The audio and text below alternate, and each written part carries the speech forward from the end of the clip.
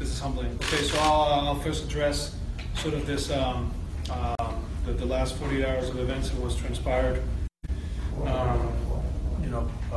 This National Anthem sort of ordeal has been out of control, and I think there's a lot to blame on myself, and I want to address it. So Saturday night, as you guys all know, there was a team meeting that was going to determine what is it that we're going to do as a team. Coach Tomlin gave us the guidance that we had to do it all as one, so 100%, and whatever it is that we had to do. There was a disagreement in what we were going to do, and the only course of action was to go inside and remove ourselves from the situation. It was never to disrespect the National Anthem. Every single one of my teammates is extremely supportive and extremely patriotic, in this locker room. And I can not only say that for this locker room, I can say it across the NFL and every single player that I've gone against. After the meeting, based on my unique circumstances and based on the fact that I've served in the Army and that pretty much everything that is my life is related to the military, I asked Ben if there was a way to define the inside or where is it that we were going to stay, and if I could watch the National Anthem from the tunnel. And he agreed. He said the captains would be out there right behind me, and so this plan sort of morphed to accommodate this tough moral dilemma that I had in my hands, to where the players could be behind me in the tunnel. Ben Roethlisberger said at 56, make sure you're out there because the National Anthem is going to start at 57. I walked out at 12:56. I asked one of the security guards, when the National Anthem was going to start, and he said 20 seconds. And so I just walked up, and I stopped as soon as I saw the flag, as soon as I had a vantage point. That to me was enough. There was a flag that was coming in from one of the previous celebrations, and when I turned around to sort of, signal everybody else to come in so they wouldn't leave me alone, then that's when, they were essentially unable to exit. At that moment, it was the decision of, do you walk out of the National Anthem and join your teammates? I know that would have looked extremely bad. Or do you, as a team, do you start moving halfway through the National Anthem? So essentially what we can get out of this is that we butchered our plan to sort of have a response for the National Anthem and respect everyone's opinions. I would say that my personal thoughts about the situation is that regardless of this plan, very few players knew that I was going to the tunnel because I only asked the team leadership. And so because of that, I didn't give them an opportunity to stand with me during the National Anthem.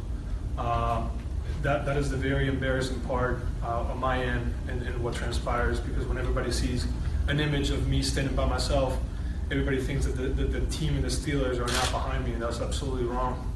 It's quite the opposite. Is they all would have, actually the entire team would have been out there with me. Even the ones that wanted to take a knee would have been there with me had they known these extreme circumstances that at Soldier Field, at the heat of the moment, when I got soldiers, wounded veterans texting me that, that I have to be out there, then I think everything would have been put aside from every single one of my teammates, no doubt.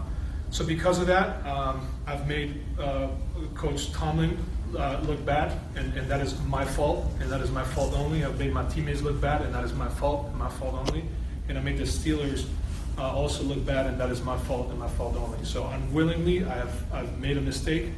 And so, I've talked to my teammates about the situation. Hopefully they understand it. If they don't, I still have to live with it, because the nature of this debate is causing a lot of very heated reactions from fans, from players, and it's undeserving to all the players and coaches from this organization. So with that, I'll open up for any questions. Sounds good.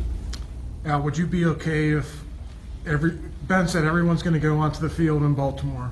Would you be okay if your teammates knelt, some of them knelt, some of them sat, some of them stood? Yeah, absolutely. I mean, I've gone against. I mean, there's been players that have gone out of their way in the National Football League to thank me for my service. And, the arch rivals in the AFC North, Terrell Suggs, Michael Johnson. I mean, these players, John Harbaugh. I mean, they've gone out of their way after a game to thank me for my service, to really. And it's not because of me, it's because I'm a soldier. I could be Soldier X, and they're out there thanking me. So, out of all these players in the NFL that are taking a knee, I don't think as a veteran I take offense.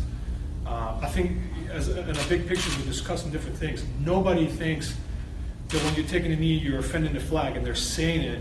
And I don't think anybody that's standing for the flag is not respecting the fact that there's a lot of injustices and racial divide in our country. So we're essentially talking about two completely different things. But the problem is that it's interpreted as disrespectful to the flag, and so at the end of the day, people have to live with those consequences. Colin Kaepernick did, and there's a lot that can be said about his adventure of starting this process. But I have no offense. I take no offense. I don't think veterans, at the end of the day, take any offense. They actually signed up and fought so that somebody could take a knee and protest peacefully, whatever it is that their hearts desire. What did you express to teammates Saturday night about any, potential feelings you had about not seeing the field?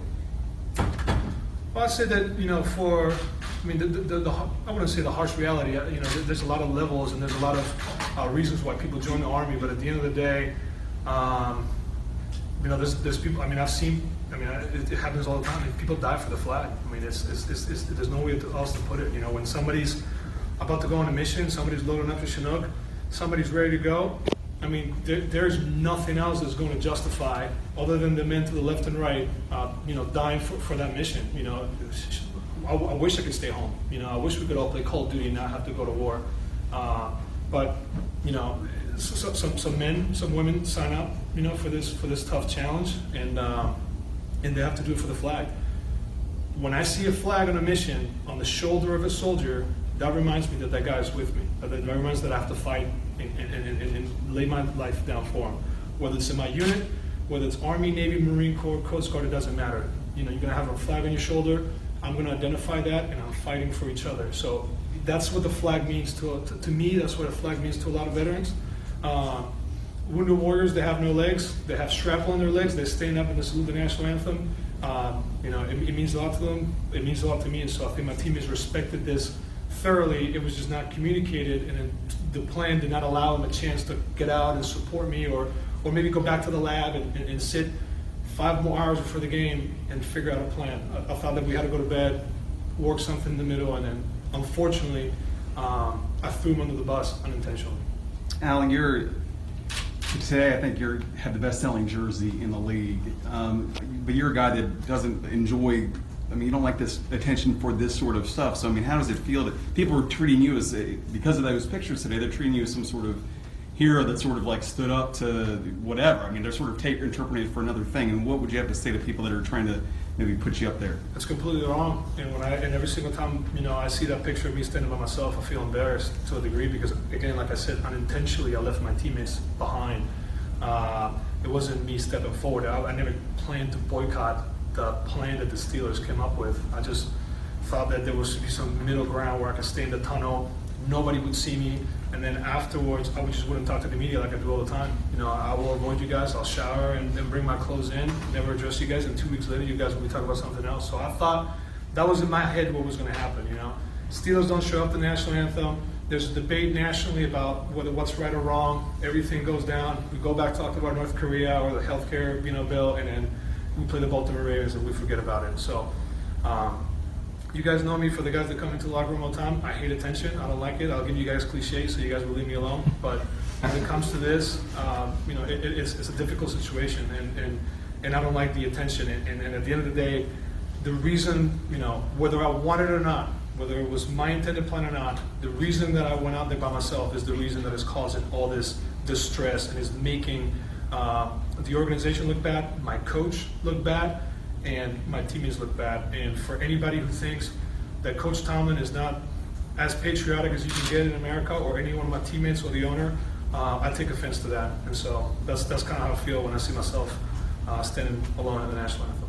Al, do you think the president should apologize for calling NFL players derogatory names, or for drawing you guys into this in the first place?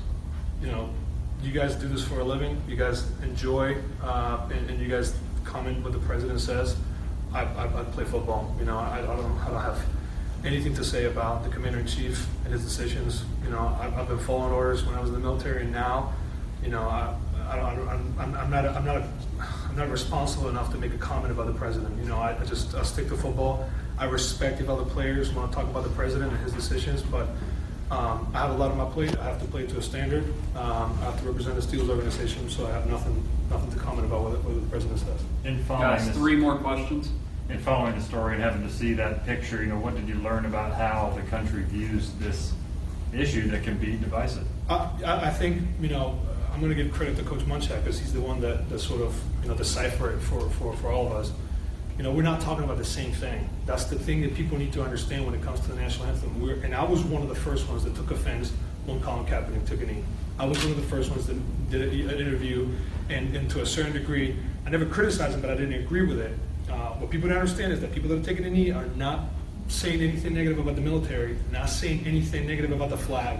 They're just trying to protest the fact that there's some injustices in America. And for people that stand up for the national anthem, it doesn't mean that they don't believe in these racial injustices. They're just trying to do the right thing. So we as a team try to figure it out. Obviously butchered it, but I have learned that, you know, I don't know what it's like to be from Dade County. I don't know what it's like to be from Lakeland. I can't tell you that I know what my teammates have gone through. So I'm not going to pretend like I have the righteous sort of voice to tell you that you should stand up for the national anthem. You know, it is protected by our Constitution and by our country. It's a freedom of speech.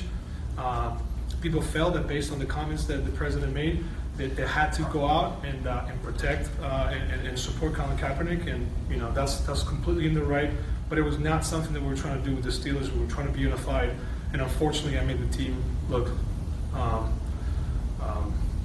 sort of, you know, all over the place and not unified. So it's just a very unfortunate, you know, sort of 48 hours for me. Do you think 2 more, guys. Do you think you'll be able to kind of go back to the anonymity that you seek, or is this? I'm sorry. Can you repeat the question? Is this? Do you think you'll be able to go back to the anonymity you seek? Now you're thrown out in front of this. Do you think you can get back to? I'm always going to stand up for the national anthem. You know, I think Coach Tomlin could have picked any other tackle in the NFL to develop and turn into a starting left tackle. I have to be real with myself and understand that the reason why I'm playing here, the reason why the Steelers got me here is because I served in the military, and they saw something in that story that attracted them. Because the Philadelphia Eagles cut me, and I was the first player to be cut in Philadelphia. And then the only person to call me was Coach Tomlin. So I don't know. I mean, to a certain degree, I really don't care. I can't go out there and either pick you up if you're taking a knee, or, you know, make you put your hand on your heart or sing the national anthem. I really don't care. I'm going to stand up for the national anthem. I'll support, you know, all my teammates. All my teammates have always supported me. All my coaches have always supported me. And if there's any, 32 teams out there. You know, I got cut from Philadelphia, and the only team that called me was Mike Tomlin, and it was because he saw some character traits that might help me become a future starter, and he did. And so, it's you know, for me, it's I'm not going to control that. You know, if the whole NFL wants to kneel down, stand up, go to the Army and Navy store and buy uniforms, it doesn't matter. You know, I'm just trying to, you know, play football.